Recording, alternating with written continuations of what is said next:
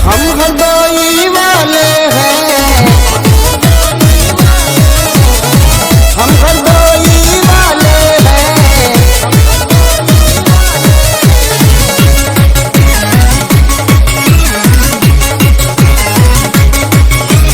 हरदोई वाले बड़े सयाने, रंग तो पत्ता खेलेंगे, रंग तो पत्ता खेलेंगे।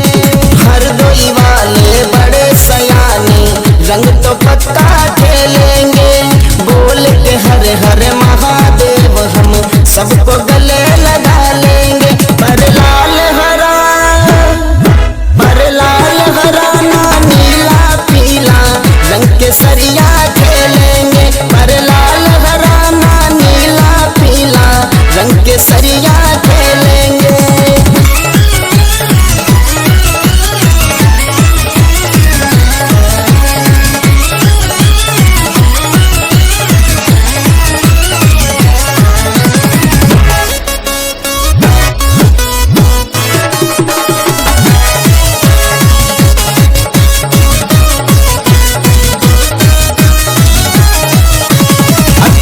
भगवा वाली देखो कितनी प्यारी है, राम सियासन खेल रहे हैं, शिव भोले त्रिपुरारी है। राम सियासन खेल रहे हैं, शिव भोले त्रिपुरारी है।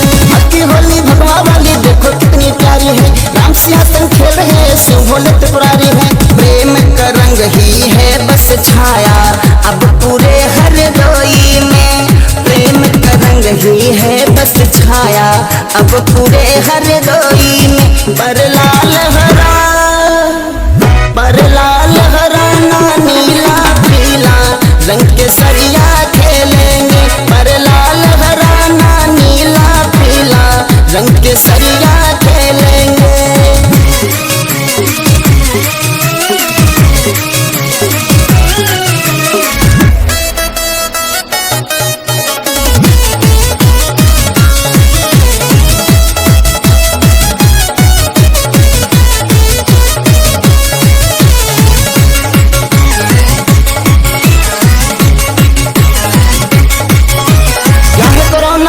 रोना होली खेलो तुम जम के, मोनू यादव के गाने पोपो बजाओ डीजे पे, मोनू यादव के गाने पोपो बजाओ डीजे पे।